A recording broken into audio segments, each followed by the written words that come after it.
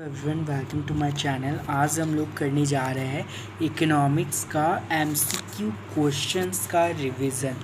पहला क्वेश्चन है आपके स्क्रीन पर, high priced goods consumed by status seeking rich people to satisfy their need for conspicuous goods is Veblen effect, Van der Waals effect, snob effect या demonstration effect. तो इसका correct answer है वेवलेन effect. दूसरा question, cross elasticity of perfect substitute is. किसी भी perfect substitute का cross elasticity कैसा होता है? ज़ीरो होता है, वन होता है, या इन्फिनाइट होता है, या निगेटिव होता है? तो इसका आंसर होगा infinite. Next, supply is a dash concept, flow, stock, या बोथ फ्लो एंड स्टॉक, या फिर क्वालिटेटिव। इसका आंसर होगा आपका flow. Which economist said that money is the measuring rod of utility? कौन से इकोनॉमिस्ट बोले थे ऐसा कि जो मनी है वो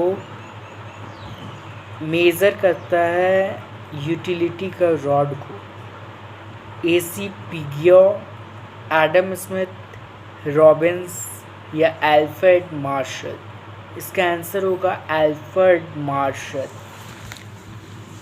फिफ्थ क्वेश्चन है, elasticity between two points is called as point elasticity, arc elasticity, cross elasticity, या none of the above.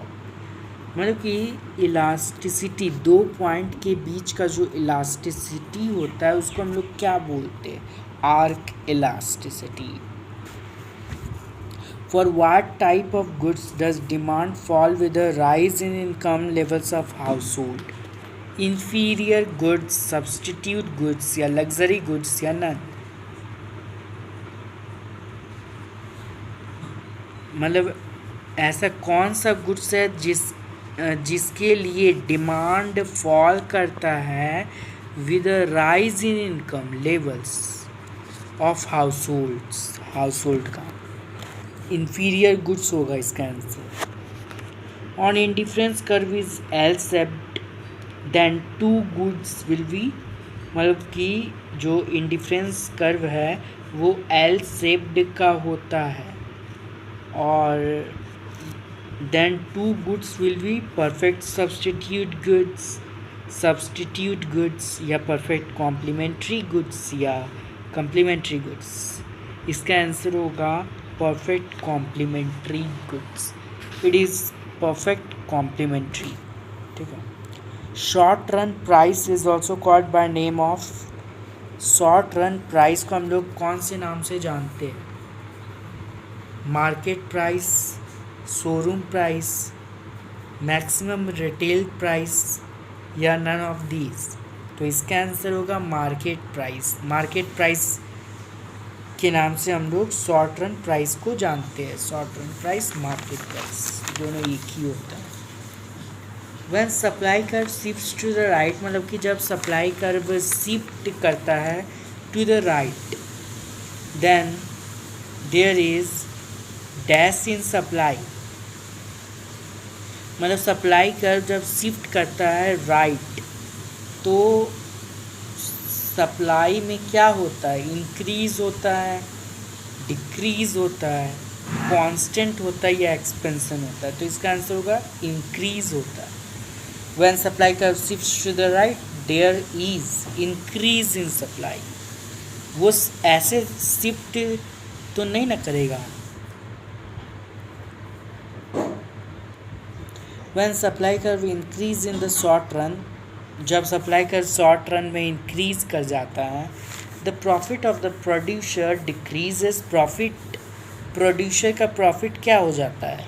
Decrease होता है, रिमेन सेम, या डिक्रीज मार्जिनली, या increases?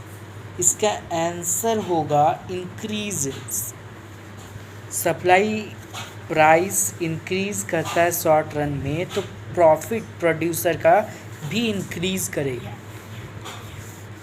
In case of inferior goods, जब inferior goods का जो case आता है, in the case of inferior goods with the rise in the income of consumer demand for given goods will be, मतलब consumer का income बढ़ गया और गिवन गुड्स का क्या होगा, इंक्रीज होगा, डिक्रीज होगा, प्राइस इंक्रीज होगा, डिक्रीज होगा या नो चेंज होगा या नन ऑफ दीज होगा। इसका आंसर होगा डिक्रीज, डिक्रीज कर जाता है। In case of necessaries consumer surplus will infinite, 0, 1 या लेस देन 1, तो इसका आंसर होगा infinite. When the price of a commodity rises from 200 to 300 and quantity supply increases from 2000 to 5000 units, जब price commodity का बढ़ जाता है 200 से 300 और क्वांटिटी सप्लाई इंक्रीज कर जा रहा है 2000 से 5000 यूनिट्स का, तो find the elasticity of supply. Elasticity निकालो तो इसका आंसर होगा 3। ऑप्शन है 3, 2.5, 0.3 या 3.5। इसका करेक्ट आंसर है ए, 3 होगा इसका answer. Option number A is correct. Method of demand forecasting does not include, demand forecasting में ये सब में से कौन सा चीज़ इंक्लूड नहीं होता है? Mathematical method, barometric, expert opinion या स्टैटिस्टिकल मेथड। इसका आंसर होगा mathematical method. If the price of the commodity increases, मतलब अगर कोई कमोडिटी का प्राइस बढ़ जाता है, इंक्रीज हो जाता है, what will be the effect of quantity demand, तो क्वांटिटी डिमांड में इफ़ेक्ट क्या पड़ेगा? डिक्रीज़ करेगा, इंक्रीज़ करेगा, नो चेंज होगा या नन ऑफ दीज होगा?